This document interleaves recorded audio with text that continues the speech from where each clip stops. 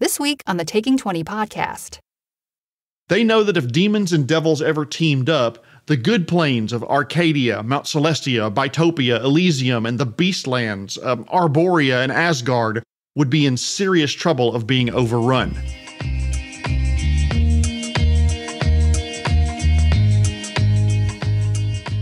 Ladies and gentlemen, welcome to episode 105 of the Taking 20 podcast. This week, part 2 of a previously covered subject, the Blood War. This week's sponsor, fake hair. I heard the devil lost his hair, and should anyone ever find out he's wearing a wig, there'll be hell to pay. We have a coffee, ko-fi.com/taking20podcast. Please consider donating. Domain renewal time is coming up, and that has a little cost associated with it. If you like this podcast and want to support it, I would greatly appreciate anything you'd be willing to donate.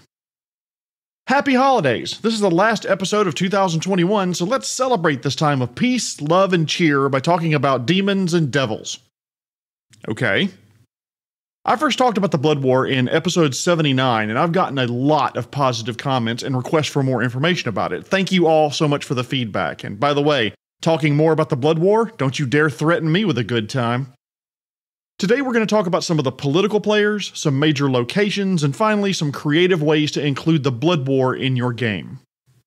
As a reminder, most of this lore comes from the various versions of Dungeons & Dragons. There is no parallel in Pathfinder or Starfinder, but that just means that you could just port it over and make it up in your own campaign if you wanted to. But first things first, a recap of the previous episode. We talked about the Blood War, which is the eternal war between devils and demons. Lawful evil devils like the Beatazu reside in the 9 hells. The chaotic evil demons like Tanari reside in the Abyss. And Tom, these teams do not like each other. Throw out the records when these two teams clash, the hatred's so palpable you can cut it with a demon scythe. They've been fighting a war that's been raging for millennia. The battle's in a constant state of flux, and there's almost always fights along the river Styx, which connects the two planes together. The Celestials mostly just hang back and let the two groups beat the crap out of each other, but not completely. More on that in a moment. I first read about the Blood War back in D&D 2nd edition, and the Planescape setting greatly expanded the lore. Each successive edition has provided more detail and slightly expanded or modified the information available. 5th edition largely ignored the topic until Mordenkainen's Tome of Foes came out in 2018. There it described the Blood War as having gone hot and cold through the ages, with skirmishes continuing but large-scale battles being rare during the times of a Cold War. That's all been covered before, let's get to the new hotness. Wait, is that a phrase anymore? New hotness? If not, can someone write me and tell me what the new hotness phrase is for new hotness? I really don't think it's still new hotness. Sorry, let's talk about the City of Sigil and the Lady of Pain. In Dungeons & Dragons, the City of Sigil, sometimes called the City of Doors, is in the center of the Great Wheel of the Outer Planes, like the hub on a wheel with the Outer Planes like Mechanus, Mount Celestia, Limbo, and, important for purposes of the Blood War, the Abyss and the 9 Hells at the edge of this wheel. Every plane has portals that lead to Sigil, which makes it a natural meeting place and a place where trade can be conducted. Also, very importantly, the only way to enter or leave Sigil is one of these portals. You can't teleport in. Sigil hovers above a tall, mountainous landmark known as the Spire at the center of the plane on which it resides. It's shaped like a torus, a donut if you will, with a circumference of 20 miles and a thickness of about 1.5 miles. The city is inside the torus, so inside the donut, not on the outside of it. So if you were in the city and you look up, you'll see more of the city or parts of the torus. In other words, there's no sky in Sigil. The city artificially maintains a 24-hour day-night cycle with light rising to the peak and then receding to the lowest light level called the anti-peak. Sigil maintains strict neutrality and officially does not get involved in planar politics. It's like the Switzerland of the D&D planar cosmology, but with more kidnapping of visitors and less chocolate. It's estimated that 50,000 beings live full-time in Sigil, while 200,000 visitors are there at any given time. Many come for important interplanar meetings or to make trade with various locations in the various planes. To understand how Sigil is related to the Blood War, you need to know about the Lady of Pain, Sigil's enigmatic leader. The Lady of Pain wields immense power as the ruler of Sigil from her throne of blades. She is rarely seen, but when she is, she looks like a large feminine figure floating above the city with a mantle of blades around a blank, expressionless face. We mentioned Sigil's shape and size earlier. The Lady of Pain can change these details about the city at will, can make it bigger or smaller, can cause it to grow or shrink. She also maintains the planar portals that connect Sigil to all the other planes. She is extremely powerful. It's within her power to keep extraplanar creatures like deities and archfiends from entering the city at all. As a matter of fact, no one enters the city without her permission to do so, and she doesn't give permission to anyone she thinks will cause problems. She isn't human. No one really knows what she is. She's called a lady, but nobody knows what gender, if any, she has. She just is. Some think she's a god. Some think she's a manifestation of the plane itself. What I can tell you is that she seems like she's kind of a bitch. If she's annoyed at anyone or stopped by anyone while she's floating above the streets or questioned by anyone, she'll send them to a demiplane full of mazes. And this demiplane is extremely difficult to get out of, so many people go there to die. You may be asking, if Sigil's neutral, how is it involved in the Blood War? First of all, both devils and demons have tried to invade Sigil and take it as a jumping-off point for invading all the other planes. None of them can stand up to the raw power of the Lady of Pain, even the demons that are numbered in the trillions. Instead, they started working with the various power factions within Sigil to try to corrupt it from within. The Tanari demons accepted the aid of the Dustmen in their battles and began looking for other allies. The Dustmen of Sigil are masked humanoids responsible for collecting all of the dead in the city. Officially, they burn all of the bodies because there's not room for a graveyard, but they could be sending the bodies to other planes, selling them, or perhaps the Dustmen you see walking around collecting the bodies are the reincarnated or reanimated bodies of those previously collected. For reasons unknown, the Dustmen sided with the demons. Some say it was to augment the demons' number with teeming dead arriving from dozens of planes. Following the Dustmen in allying with the demons were the Anarchist Revolutionary League and if the You Have It, It's Yours faction called the Fated. But soon, the Beatazu, the devils, found their own allies. At one point, the Sign of One and Mercy Killers were aiding the Beatazu. A faction known as the Doom Guard started offering their knowledge to both sides. And when the various Sigil factions joined the fray, it exposed planes throughout the multiverse to some of these battles because these factions exist outside of Sigil as well. Including, yes, the prime material plane where we live. In 3rd edition and 4th edition, a lot of the power of these factions was crushed by the Lady of Pain because they attempted to use demons and devils to overthrow her. The factions still exist, but many of them were banished. Their power bases are now largely reside outside of the city of Sigil, and only a select few operators and spies still live within the city. So the demons and devils are still looking for ways into Sigil so they can subsequently invade their opponent's plane, thereby opening up a new front in the Blood War. Speaking of which, some believe the Lady of Pain has a hand in keeping the Blood War raging, and some whisper that she allows strong external forces to reinforce each side to keep the balance of war from tipping too far one side or the other. Why? Don't ask her, she'll banish you to one of those fucking endless maze demiplanes and you'll never be heard from again. Moving on from Sigil, geez, there's so much here. The factions, the Lady of Pain's immortal hovering servants called the Dabus who repair and recycle the city, guides that sell their services called touts. Sigil is a location pregnant with adventuring ideas, but because of time purposes, we have to move on. Like any war, there are mercenaries and arms dealers on both sides supplying weapons.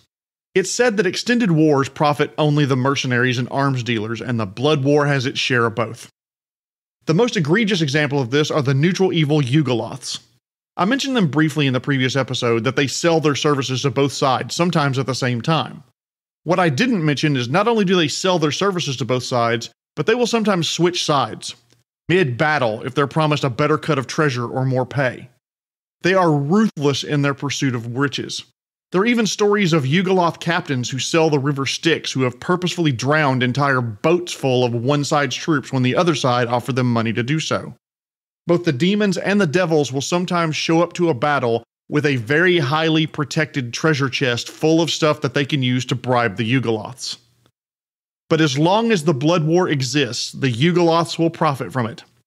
Some accuse the Eugeloths of artificially extending the Blood War to keep increasing their profits and power. The Eugeloths claim they created the demons and devils and that the war will end when they grow weary of it. The first part of that claim may be spurious, but it's definite that they see no reason to encourage the end of the war anytime soon. A surprising supplier of the weapons in the Blood War are the Celestials. Yep, the good holy people. Angels, Archons, Eladrin, you'd think they would steer well clear of a war between two evil sides, and they generally do, but not all of them. Some Celestials will sell weapons, information, and even souls to one side or the other, depending on the highest bidder. You might think that this is because even the forces of good aren't immune to greed, but it's way more important than that. They see the continued fighting between the evils as good for the multiverse as a whole. They know that if demons and devils ever teamed up, the good planes of Arcadia, Mount Celestia, Bitopia, Elysium, and the Beastlands, Arborea, and Asgard would be in serious trouble of being overrun. So they watch and tinker when they need to keep the war going, keep each side focused on the other, and the good planes stay safe because of it. Another interesting characteristic of the war are the spies that both sides can use. The devils are more successful at this due to their lawful nature, but powerful demon lords have had some success with them as well. It is extremely uncommon for demons to side with devils or vice versa. They're just innately so different. But doesn't mean that it couldn't happen, but it is kind of rare. Even if it did, by the way, demons wouldn't trust a devil turncoat for long, and vice versa. They'd likely be grilled for information and then killed, just not over a grill because they're immune to fire. The most common example of spies that you can find are the incubi, succubi, and night hags. They aren't really tied to one side or the other, and they will happily work for whichever side offers the best compensation or companionship. Demons use them to sow chaos in the nine hells, while devils use them as scouts and intelligence gatherers. On the subject of information gatherers, by the way, either side would happily hire adventurers to make a clandestine foray into the opposing plane, usually accompanied by another creature who can give them a better chance of success. Sneak into the enemy side, conduct some reconnaissance, steal an item, or murder a strategically important opponent. Sounds like an interesting campaign proposition, and you could build an entire world around it. There's something important I haven't covered appropriately. What happens when demons and devils die? When demons and devils die on a plane other than their home, their bodies return to their home planes. But when they die on their home plane, they're destroyed forever. So when a demon is reduced to 0 hit points on the first level of hell, called Avernus, that's the devil's home. So the demon falls, but its bodies return to the abyss. Conversely, if a devil is slain on that same plane, that's its home and it is slain forever.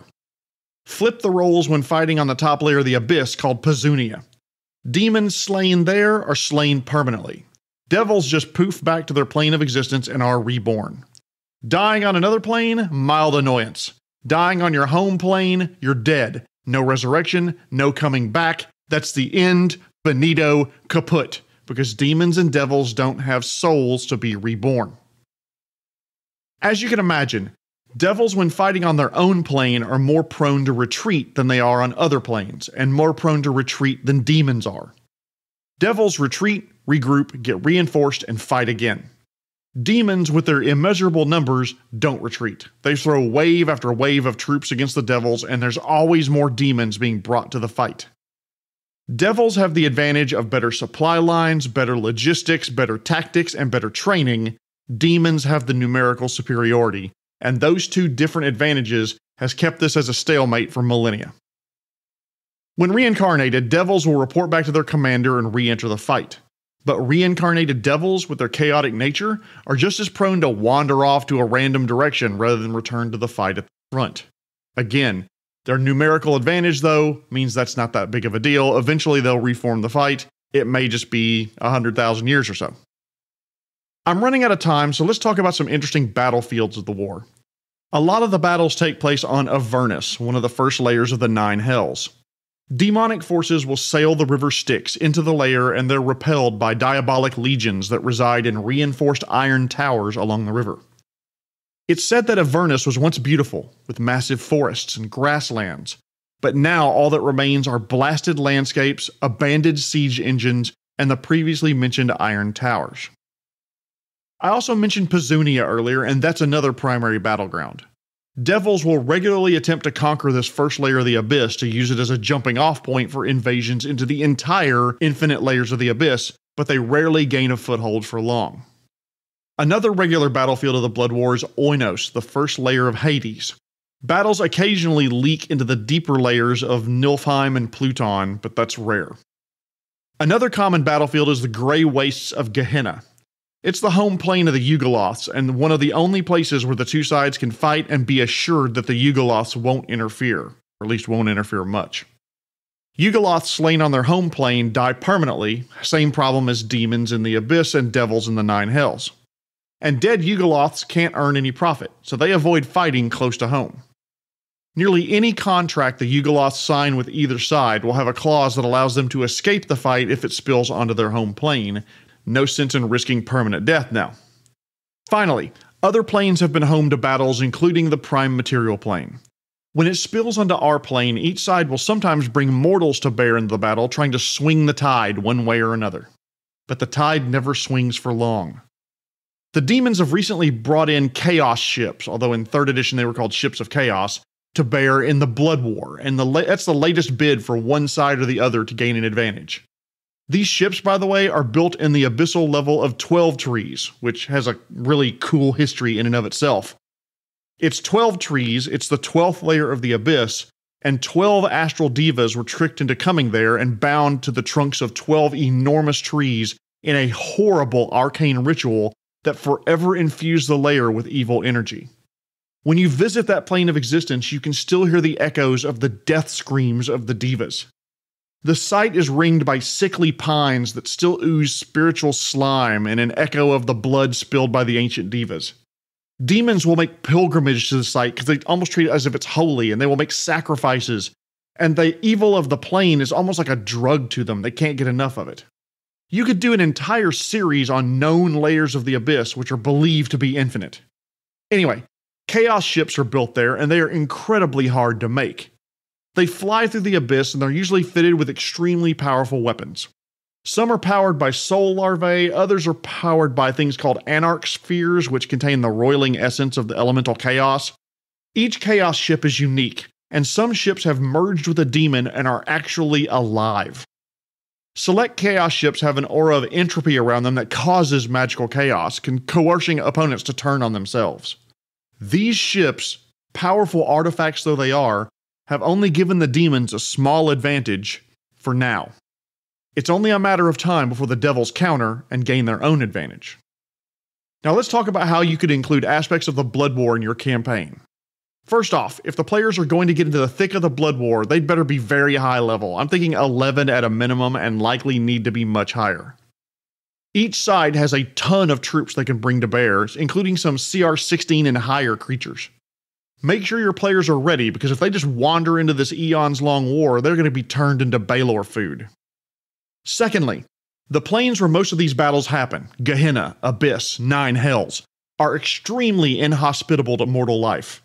Besides the battles that crop up, there are the wandering monsters who could love to claim some mortals and make themselves look good to their superiors. With those things being said, here are some ways you can have the Blood War as a backdrop to an adventure. Borrow from Romeo and Juliet. What? Yeah, alright, hear me out. A Beatizu and a succubus have a forbidden love affair. Or the Beatizu has a letter proclaiming their love for the succubus or incubus. It wants the PCs to deliver the letter across the plains quietly and without getting caught. Another idea. The PCs are brought to Sigil, where they are dragged into the faction infighting and have to help one faction or another grow in strength before they can leave. Another thing in Sigil. The party is asked to rescue a devil's offspring from the maze demiplane where the Lady of Pain sends problematic entities. One of the players has a magic item that one side or the other wants, and rather than offering to buy it, like a civilized devil would do, they send assassins to try to take the party out. A Tanari has made a blood pact with a mortal, and it's time for the devil to collect on the contract, and they want to send the PCs to do it. The Blood War gives you the opportunity to have a combat-heavy campaign, politics-based campaign, and even a social-based campaign with lots of talking to high-level members on both sides. So far, I have spent 2 full episodes on the Blood War, and there's so much I haven't discussed. The extraplanar faction called the Balance that strives to keep the Blood War going. The Modrons that seek out and destroy demonic strongholds. Zariel, the fallen celestial who became an archdevil to fight on the front lines of the war. She didn't think that the good sides were doing enough to stop it, so she sees this as her duty to fight against the demons. Demonic sides that let demons temporarily open new rifts into the 9 hells. The glaives of the Barbazoo that absorb demonic blood to power the wielder's magic. The crawling city of Gehenna, the Dark 8 pit fiends. There's so much good shit here. But unfortunately, I am out of time. By the way, I've received a couple of emails asking why I didn't go into the details of Descent into Avernus campaign in my last episode. The reason is that I don't want to spoil it for anyone who gets to play it. I'll just say that the Descent campaign ties into the Blood War, and I will leave it at that. If you can't tell after these 2 episodes, the Blood War is a very deep well of lore. Speaking of which, I received multiple emails saying how much they love some of the history and lore episodes, so I'm going to start a lore series in a few weeks. I think I want to start it on the enigmatic vampire lord Strahd. Stay tuned for that. If you're interested about a 3rd episode about the Blood War, or if you have an episode idea, please tell me at feedback@taking20podcast.com. But most importantly, thank you so much for listening and telling others about the podcast. My numbers have surged up recently, and that's all thanks to you. Hopefully, you guys are getting good tips and good ideas out of this podcast, and you and your players and your DM can have fun doing it. Before I go, though, I want to thank our sponsor, Fake Hair. When you get fake hair, you'd better like it immediately. It certainly won't grow on you. This has been episode 105, part 2 of The Blood War. My name is Jeremy Shelley, and I hope that your next game is your best game. The Taking 20 podcast is a Publishing Cube media production. Copyright 2021. References to game system content are copyright of their respective publishers.